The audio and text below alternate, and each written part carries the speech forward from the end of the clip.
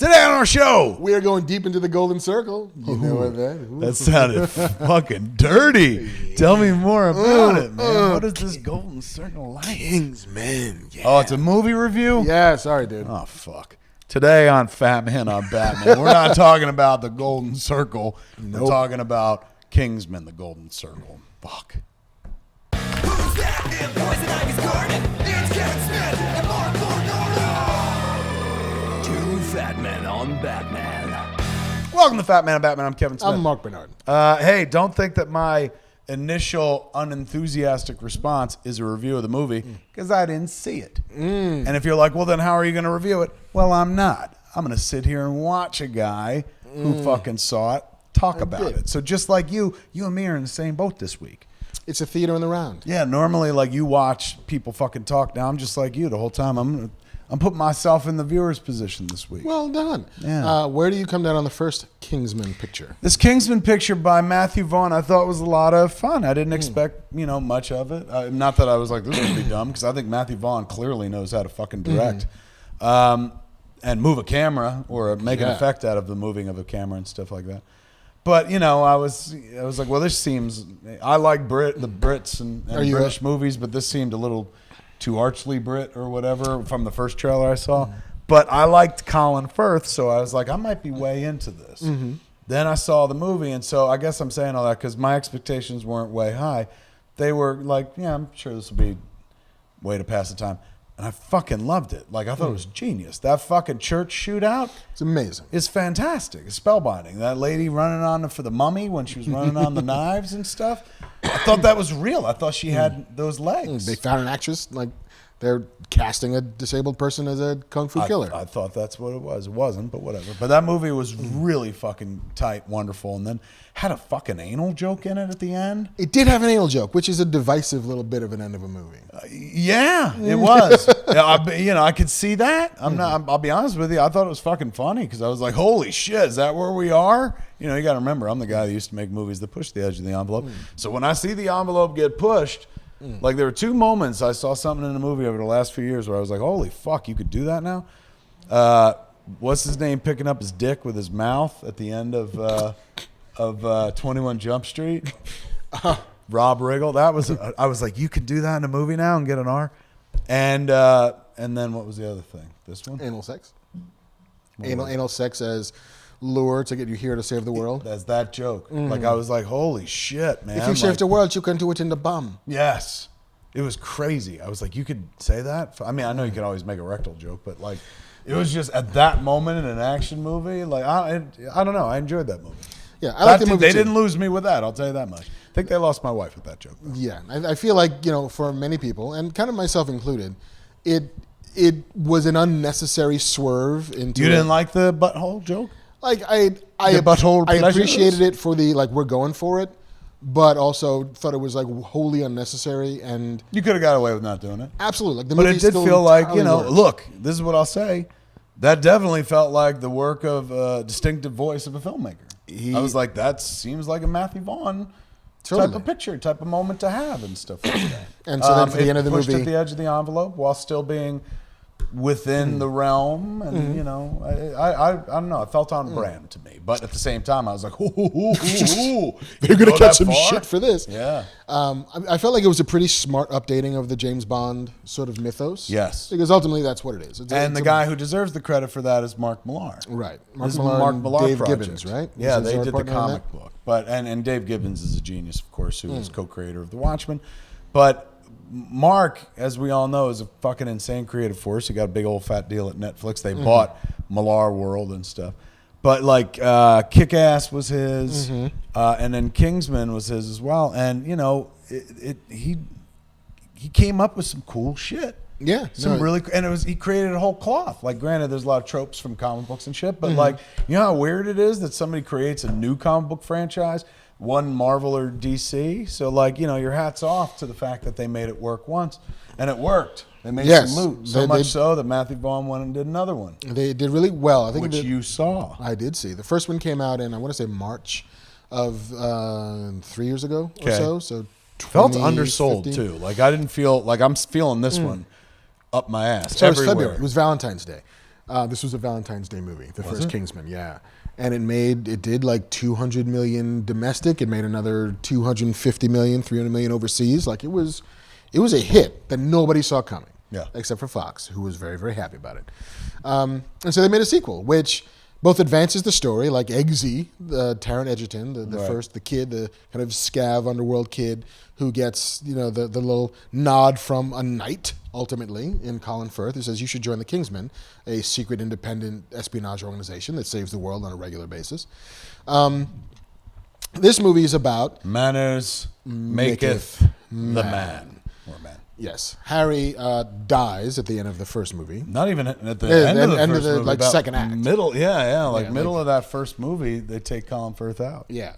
And so... But I saw him in the trailers for this. This movie is very much about Eggsy learning to both deal with the loss of a father figure, and if you've seen the trailers, you also know that they destroy the Kingsman headquarters and Right. they kill most of the agents. Can't do that in a movie theater. No, nor should you. Ding, ding, ding, ding. That's the more you know. And so this movie opens with this amazing scene. It's an action beat.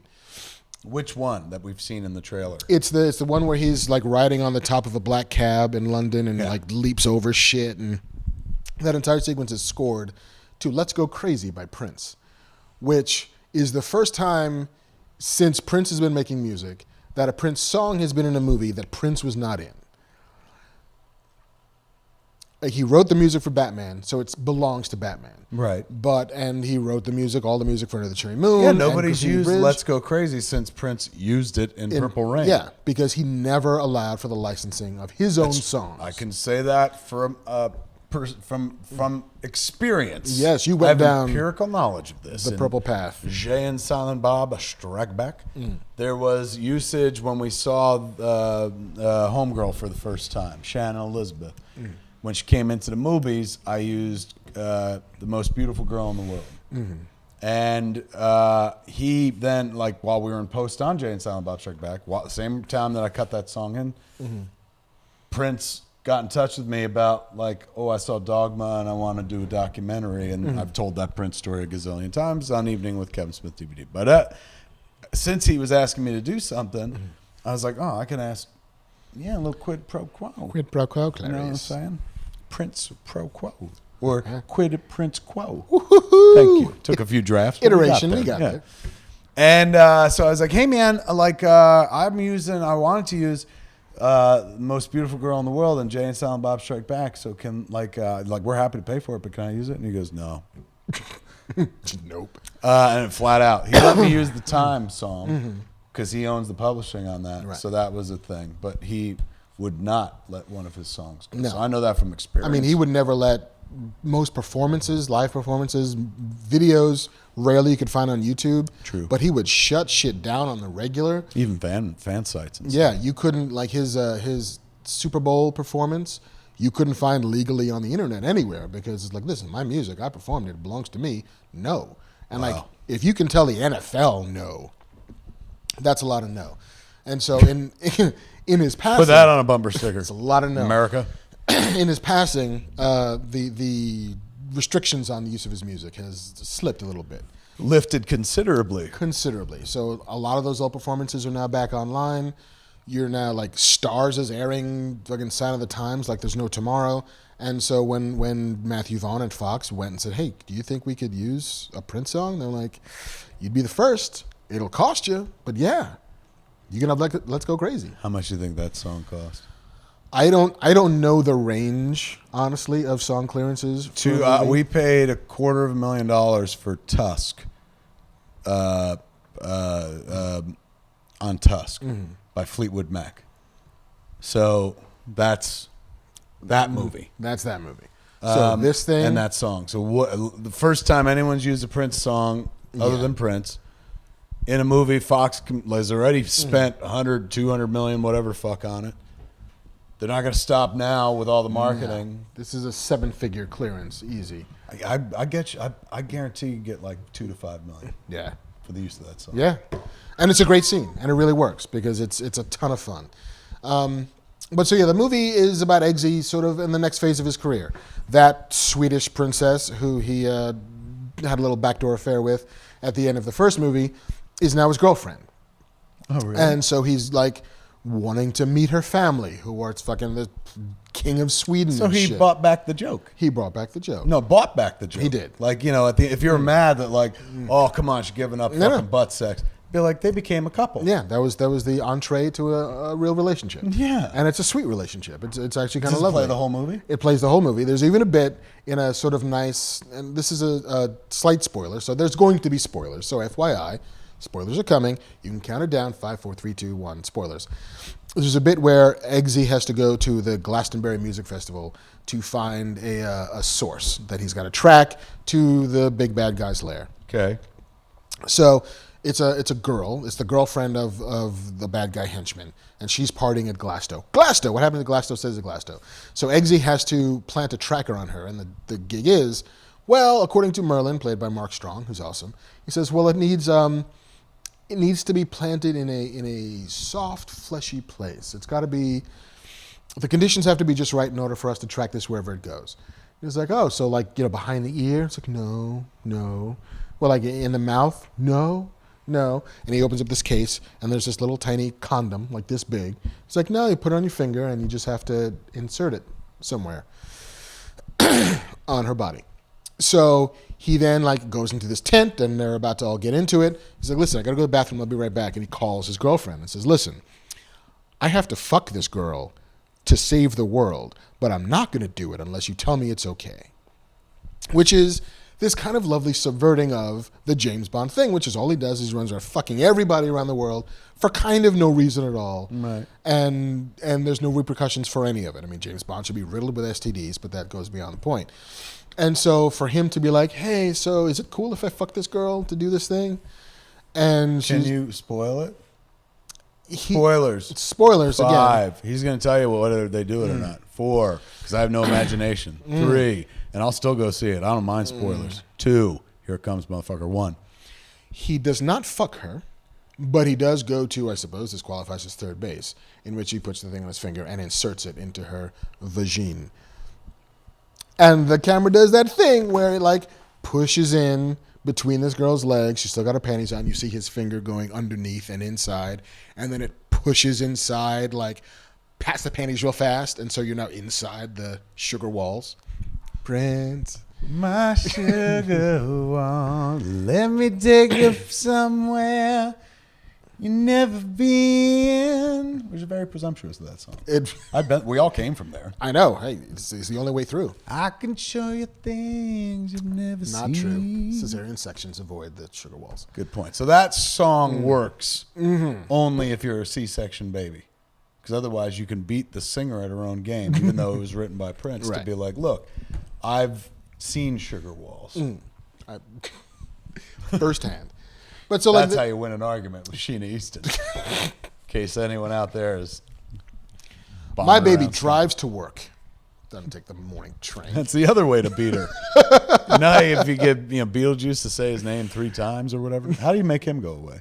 I don't remember. I think Harry Belafonte's involved. You get him there by saying his name 3 times. And then do you just say his name 3 more times? Yeah, you just say it 3 more times. Sends That's him away. it? That seems kind of arbitrary. Yeah, because remember he kept like fucking. They were like, Yeah. no, Beetle. Right. All right. Anyway, so yes, he fingers this girl, plants his tracker, and moves on. God, Mark sounded like a teenager in the 80s. He fingers this girl. He fingers his girl.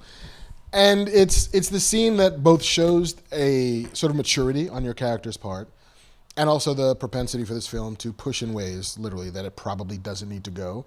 And if you're going to push in that way, why isn't it just a condom that he wears on his fucking dick? Why doesn't he actually have to fuck this girl in order for him to plant this tracker? Why is it a tiny condom, not a big condom? And if they really wanted to fucking push it, if you really wanted to be transgressive about it, the source should have been a guy. Like, That's good thinking right there. like, where he's got to call the girlfriend to be like, they want me to fuck this. I gotta fuck this dude in order to save the world. Oh my God. I want you to know about it. He's also so hot. He's also really handsome, so it's going to be easy. yeah, not gonna be the hardest thing I've ever had to do. So yeah. There you go. Why didn't they get another draft going from old Marc Bernardin here? That's Just a good saying. idea. Those but- jokes sound like the kind of jokes Kev Smith would do if he had a big budget. You know what I'm saying? You gotta fuck this dude. No, not even that. That's clever. I'm talking about just the like, this rubber's got a con. It sounds like something out of Jay and Silent Bob Strike Back. And I'm kind of proud I didn't do it. Yeah, I mean, it's juvenile to say the least, but it does show some growth on the character's part. And the other big invention in this movie is the idea that with the Kingsman gone and Eggsy by himself trying to figure out who's behind the murder of the Kingsmen. Yes. Spoiler alert, it's Julianne Moore playing a woman named Poppy, who is a drug dealer par excellence. Okay. Her whole shtick is she wants to, she's laced all of the drugs she sells, which are like heroin and marijuana and crack and everything. Not weed. No, the weed. She sells the weed. She laces it with this disease that begins, it manifests first as like a blue sort of veiny thing over your face. Then it moves into like mania where you dance a lot. And then it moves into paralysis. And then it moves into death. Why? Because she's using she wants to force the American president, here played by Bruce Greenwood, basically playing Donald Trump, to legalize the sale of drugs that you can then tax and control and legitimize and do all of the things that the country does with alcohol and tobacco. She wants drugs to get the same protections and open the markets in the same way. And she's going to instead use millions of hostages to force the American president to do so. Clever. Not so It's bad. not just like, I want to kill the world. Right, like I want to make money, and I make money selling drugs, and I'm tired of living, as she does, in like Cambodia, in some hollowed out volcano / old religious temple that she's transformed into like this 50s recreation of like diners and bowling alleys, and she keeps Elton John as hostage to make him sing for her. Elton John gets to beat people's asses in this movie. Gets to what? Beat people's asses. He fights. There's an Elton John fight scene. Don't let the sun go down on me. No. So like ultimately here's the take. Oh, I forgot to talk about the Statesman, which is the other big thing. With the Kingsman that's what I gone. thought you were getting at. With the Kingsman gone, they have to turn to their American brothers, the Statesmen, who were formed because some like Yankee Kentuckian had a great suit made once on Savile Row by the Kingsmen, and they felt that they had these sort of similar interests in caring for their countries, and had this doomsday protocol that if something ever happened to either of the Kingsmen or the Statesmen, that the other would come to the aid. Okay. And so, Statesman is run by Jeff Bridges, playing codename Champagne, who they just call him Champ because he's Jeff Bridges. Right. Channing Tatum, who is Tequila, and Pedro Pascal from Narcos. And from Game of Thrones. Yes, who plays Whiskey. And why he's not Tequila, I guess, because you wouldn't do that. But the best part about Pedro Pascal is he's basically playing Burt Reynolds. Oh, really? If you see it, he's got the fucking Burt Reynolds mustache, and he's got a cowboy hat. He's Burt Reynolds from like 1982. That's genius. And he's kind of great. He's a lot of fun. He's having a big year. He's having a really big year. The movie works. I mean, it's fun. The action scenes are amazing. Like Matthew Vaughn does that like nobody does that. Right. Taron Egerton gets to actually play some real emotion, and Colin Firth is still in it. He's back. He's amnesiac. So the dynamic is like, here's a son dealing with his father who's undergoing dementia, who doesn't recognize him, who doesn't know who he is or where he came from, and any of that stuff. And so it's a kind of sweet dynamic of, a guy trying to pull his dad back from the brink. Was he his real dad? No. No, His father figure. no, it's right? father figure. Like his dads knew each other. It's like Doc and Marty. Totally. Like Eggsy's father was one of the Kingsmen, and when he died in the line, his life kind of went down the bad road. But it's kind of sweet and kind of lovely, and the action is great. It's plotted, however, like a Roger Moore Bond movie. And if you haven't seen one of those in a while, It's been a minute. those motherfuckers take their time. Like heaven above me, the spy who loved me. I watched View to a Kill. Sticking things inside of me tonight with girlfriend's permission. Yes. I watched View to a Kill recently. When was the last time you saw the Honestly, in a theater when I saw it theatrically. Grace Jones, Christopher Walken, Yeah, Roger it's the Moore? American one. Yeah, where they spend a good 50 minutes in that movie talking about horse racing. Oof. And you don't know why, really. We're talking about horse racing, and who gives a shit? Ultimately, it's like microchips. They wanted to go to Kentucky. I think they did. And again, but half of it is also spent in like some British fucking manner where they're talking about horse racing before they get to the States. Meeting And- you was a view to a kill. That was the best part of the movie. It really kinda was. the Duran Duran theme song. And it was one of those James Bond movies where they were so fascinated by what the world was fascinated at the time. So this is like the early 80s. So it's microchips, you guys. Right. Max Zorin sells microchips. And what does he want to do? It's Goldfinger, but with microchips. I want to flood Silicon Valley so that I'm the only person in the world who sells microchips. So I'm going to set off a bunch of bombs underneath fucking San Bernardino and destroy Silicon Valley. That was that movie. That's my plan. But the movie takes forever to get anywhere because Roger Moore movies were never like really motivated by entertaining. This movie kind of has a little bit of that, where they're just scenes that kind of wander, and you're like, why are we here? Where are we going? What does this mean? Why are we taking so long to do these things that we know we have to do? We got to go to Glastonbury so that he can finger this girl to find the henchman of Poppy. Why don't we just go to the henchman? You say fingered, and my fucking sphincter clenches. Why is that? Well, you're a man of middle age. I'm sure you've had a proctology exam. Truly, I have been fingered now. Breathe deep. Yeah. Using the whole fist, Doc. Moon River. So yeah, like this is an entertaining movie. It's not an amazing movie. Right. It improves on the first one in kind of emotional ways, but it devolves in a like you begin to lose the thread of why this is also important towards the tail end of it. Did business last night. It did real good business. It'll do. I don't know. I think it's going to be they're projecting 40. It could be more. Yeah, 40, 50 million they're looking at, and people have seen it all they're going to see at this point, and True. so it'll probably be number one. And it won't disappoint anybody. If you like the first movie, you'll like the second one. If you didn't like the first movie, you will similarly not like this one. But I had a good time. It's not amazing, but it's thoroughly entertaining.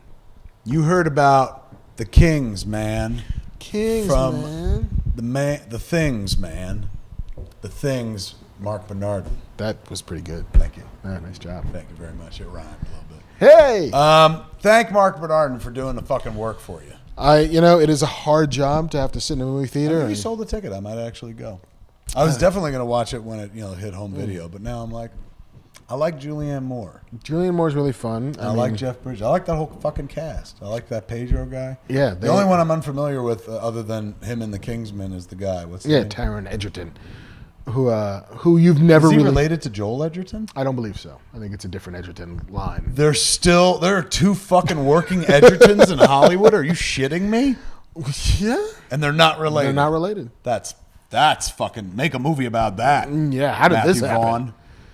I met him once. Yeah? Matthew Vaughn. You want to hear my Matthew Vaughn Tell me story? a Matthew Vaughn story. So I was over in England for something completely unrelated. My agent, Phil, he's at Endeavor. Well, now it's WME. He goes, hey, man, can you do me a favor? Do you know Kick-Ass? I said, yeah, the comic book. He goes, okay, Matthew Vaughn, he's my client. You know Matthew Vaughn? I said, yeah, he was a producer on Homeboys movies. What's his name? Guy Ritchie. And yeah, Layer Cake's the one he directed. Yeah, that's his first one. So he goes, he did a comic book movie, and he wants your opinion. And I was like, oh, all right. And it was screening in like a hotel that I was staying at, so it was fucking convenient as shit. So my agent sold it to me as like, you got to give him some ideas of like what to cut. He's looking for your ideas of what to cut. So I was like, okay, and I went and saw the movie and shit, and enjoyed the shit out of it, and saw definitely some easy lifts.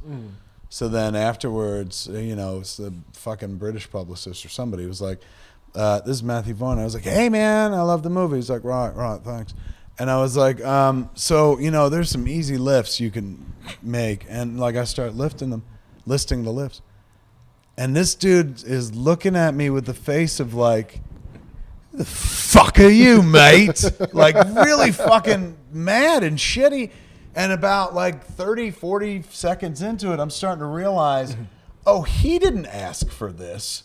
My agent, Phil, was like, you should go watch this and tell him some things to cut. Like as if every filmmaker wants to hear from another filmmaker, oh, here's what I would fucking cut. Right. So after about like a minute and a half, like midway through, I realized I was like, oh, I'm floating here by myself. but I just didn't even address it. I just went, well, and then you couldn't lose this and this. But I thought it was really great. And he was like, thanks, and walked away. And, you know, I remember when I saw the Kingsman, I was like, I can't believe I gave that guy advice. Like, that guy clearly knows what he's doing. Did you tell Phil? It's like, Phil. I did. I said, you fucked me, Raskin! Hung up the phone. Phil, why you do that to me, Phil? Totally. I took the Beverly Hills Cop approach. Phil, you changed, man. There it is, man. You heard the fucking man. Go see Kingsman. Go Or see don't. it. Tell us what you thought. Find me on the internet. All you have to do is go see it and then write below us in the comments section what you thought. Yeah, on how the wrong internet. I was or how right I was. Fucking A, man. Hey. There it is. For Fat Man on Batman, I'm Kevin Smith. And I am Mark Bernard. Come back next episode and we'll show you some more shit going on in pop culture landscape. Same fat time, same fat channel. Smodcast.com or YouTube.com/Kevin Smith. Golden Bye. Circle. Boing. Golden Circle.